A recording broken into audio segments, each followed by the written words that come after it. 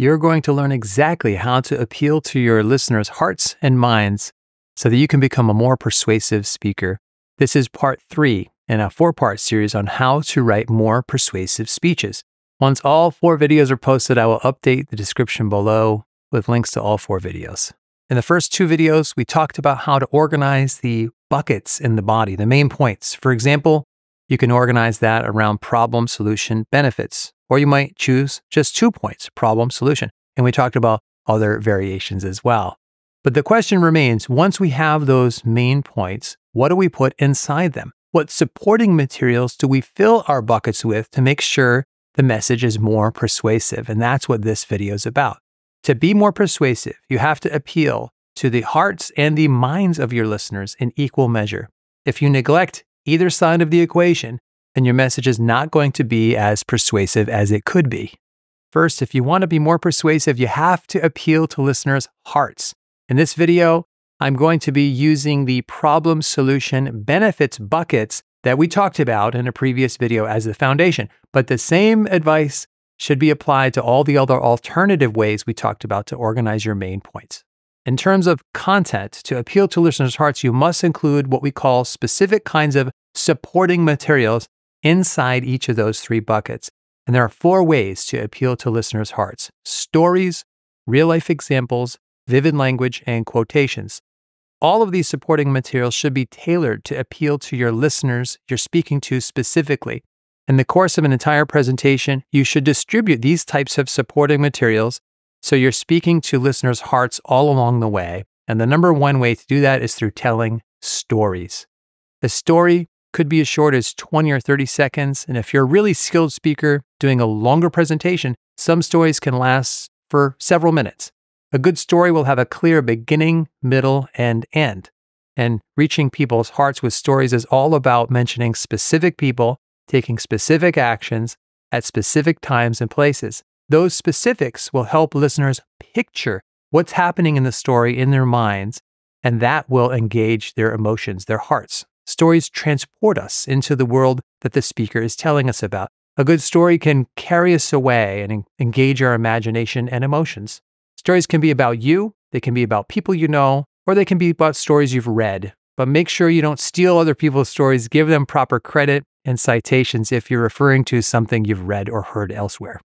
In the same way, short real-life examples also appeal to our hearts. Examples don't tell an entire story. They might just be 2 or 3 sentences long. But as long as they're personalized, they'll reach your listeners.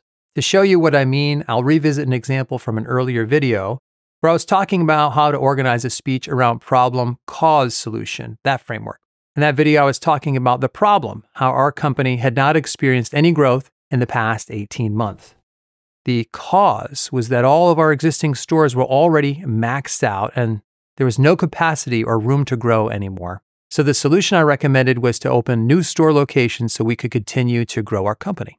So let's say I wanted to put a short example in the cause bucket of that speech. I would say, for example, CJ owns and manages one of our stores in Albany. His sales are consistently high. They have no vacant staffing positions. His costs are as low as they can get them. And that means there's no way for CJ and his crew to grow their business any larger than it is. It's not an entire story, but we can picture and relate to the real people in those real situations. And that appeals to our hearts in a way that raw data about sales numbers do not. Another way to appeal to listeners' hearts is by using vivid language that paints a picture. You can enhance the emotional appeal of our message that way. If I was sharing an example or story about a, quote, rich neighborhood, for example, I would have to do better than using vague language like nice looking or an upscale. Instead, I would use vivid language that paints a picture in listeners' minds. I would talk about how the homes in this neighborhood have spacious yards with lush green grass. The streets are lined with old growth trees. I would talk about the professional level landscaping that surrounds these $1 million mini mansions with 3-car garages. Now, I don't know if that kind of neighborhood appeals to you, but there's no denying that vivid language like this is much easier to visualize than general language about a upscale, nice-looking neighborhood. The 4th way to appeal to listeners' hearts is through quotations, or at least some types of quotations. As you're in the preparation phase of your presentation, you'll often come across great quotations from a writer, or maybe song lyrics that will express the heart of the message that you want to share. But the quotation might say it with a little extra emotional kick than your own words can accomplish. There's this quotation I love that's attributed to the inventor Thomas Edison about working hard. He said, "Opportunity is missed by most people because it is often dressed in overalls and looks a lot like hard work." That's clever. It has some humor to it. I couldn't come up with that on my own. Every time I hear a great quotation like that, I can feel a spark of emotion. So as you prepare your speech, be on the lookout for those great stories, examples, vivid language, and quotations that get your emotional motor running. If they stand out to you, they'll likely stand out to your listeners. Then you distribute them in the appropriate bucket in your speech so that every minute or so, there's another chunk of your message that keeps listeners' hearts engaged. Second, we must appeal to listeners' minds in equal measure if we want to be persuasive. If all we ever did was appeal to listeners' emotions, a good portion of our audience would eventually ask themselves, okay, great story, I get it, but how big of a problem is this really? Appealing to emotions is all about specifics, so you have to balance that out by grounding your persuasive claims in information that establishes general support for your message. The 4 ways to appeal to listeners' minds are through facts, statistics, quotations again, and other types of hard evidence. Basic facts don't have much emotion associated with them, but they speak to our rational side, our minds. Back to an earlier example, if I was talking about our company and how it hasn't grown in 18 months, I'd mention that fact that we haven't opened new stores in 5 years. That fact will be really important when I head into my solution and recommend that we should open a new store. In an earlier video in this series, I was talking about the causes of diabetes, and I was just stating facts like insulin resistance, pancreatic damage, and genetic mutations. Some facts may be obvious, but others may be drawn from your research. The next way to appeal to listeners' minds is by giving statistics that are expressed as numbers and percentages. I sometimes give a presentation in my college classes about the importance of starting a retirement investment plan immediately after graduation. One of the stats I share is that 50% of Americans have saved almost nothing for retirement. You'll often see statistics shown on a graph or a chart, and showing these visually like that can be very persuasive because you can display trends, differences, and relationships between and among the variables that you're talking about.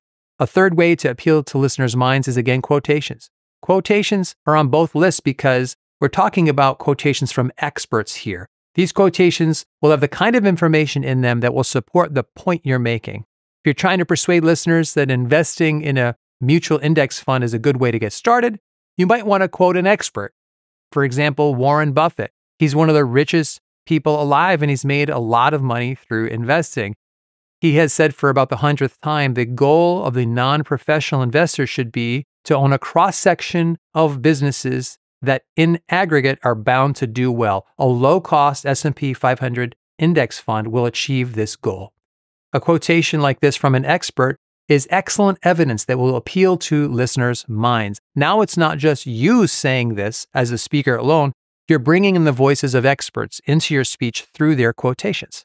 I've mentioned quotations twice because it's all about the substance of the quotation itself. So how do you know which is which? Well, it all depends on the specific quotation. As a rule of thumb, quotations that appeal to listeners' minds usually come from experts, researchers, and other types of specific knowledge areas. Quotations that appeal to our hearts often come from authors, philosophers, other kinds of writers, song lyrics, sources like that. This is one of those times where you have to just trust your judgment since each quotation is unique. The fourth way to appeal to listeners' minds is through any other type of hard evidence. For example, photographic or video evidence can be incredibly persuasive. You may want to include relevant images and discuss what it shows in your presentation, for example. This is very common in fields like law, healthcare, and other situations where seeing is believing. Another example could be citing the overall results from a research study that show a relationship between important variables. Sharing details from research studies and results will go beyond a mere fact or a single statistic and usually paint an overall picture of hard evidence that appeals to listeners' minds. A positive or a negative case study is another example of hard evidence. As you prepare and develop your presentation behind the scenes, be on the lookout for facts, statistics, quotations, and other types of hard evidence. Just like we did when we were appealing to listeners' emotions, we would distribute those types of supporting materials inside each bucket of our persuasive speech so that we keep listeners' rational sides engaged throughout the message. And here's a pro tip on top of that. Within each bucket, be sure you bounce back and forth between these two types of supporting materials. I have found that when speakers give too many statistics or facts or pieces of hard evidence in a row, the information starts to lose impact. It's much better to bounce back and forth, give a statistic or appeal to listeners' minds in some way, and then follow that immediately with something that appeals to listeners' emotions, like a personalized story or example. That back and forth pattern is engaging and persuasive because it continually feels fresh. Alternating like that, as a rule of thumb, is a great way to appeal to listeners' hearts and minds in equal measure. This is video 3 in a 4-part series. In the 4th and final part, we're going to give you 10 practical ways to call your listeners to action when you reach the conclusion of your speech. In the meanwhile, be sure to take a look at my Communication Coach Academy. It's filled with free resources, some classes, some group coaching options. Until then, thanks for watching. See you soon. God bless.